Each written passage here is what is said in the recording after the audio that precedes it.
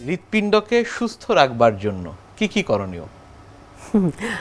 হৃৎপিণ্ডকে সুস্থ রাখতে হলে নিজেকে ভালোবাসতে হবে প্রথম কথা। হ্যাঁ, তাহলে নিজেকে ভালোবাসবো যে আমাকে আমি কিভাবে ভালো রাখবো সেটা চিন্তা করতে হবে, নিজের জন্য সময় দিতে হবে। যেমন আমরা দেখা যায় যে চাকরি বাকরির ক্ষেত্রে এতই বিজি যে নিজের জন্য সময় নাই। হ্যাঁ, তাহলে এই যে আমার একটা এক্সারসাইজ করা, একটা সুস্থ ডায়েট পালন করা, এগুলি কিন্তু নিজেকে ভালোবেসে করতে হবে, না হলে আমি ভালো থাকতে পারবো। তবে একটা বিষয়, যাদের ফ্যামিলিয়াল হার্ট ডিজিজ আছে তাদের কিন্তু রেগুলার মনিটরিং করতে হবে, কারণ এটা তো অনেক আগে থেকে করোনারি প্লেক্স, যে করোনারির মধ্যে যে ব্লকেড হয়, এটা অনেক আগে থেকে শুরু হয়। হ্যাঁ, এটা যার বাবা মা আছে, তার আর্লি এইজে আছে, তার কিন্তু হওয়ার সম্ভাবনা অনেক বেশি।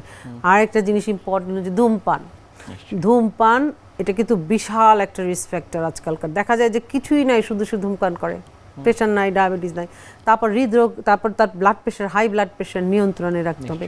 ডায়াবেটিস, আনকন্ট্রোল ডায়াবেটিস নিয়ে সে ঘুরে বেড়াচ্ছে, তার তো হৃদরোগ হওয়ার সম্ভাবনা খুবই বেশি, তাকে ডায়াবেটিস নিয়ন্ত্রণে রাখতে হবে।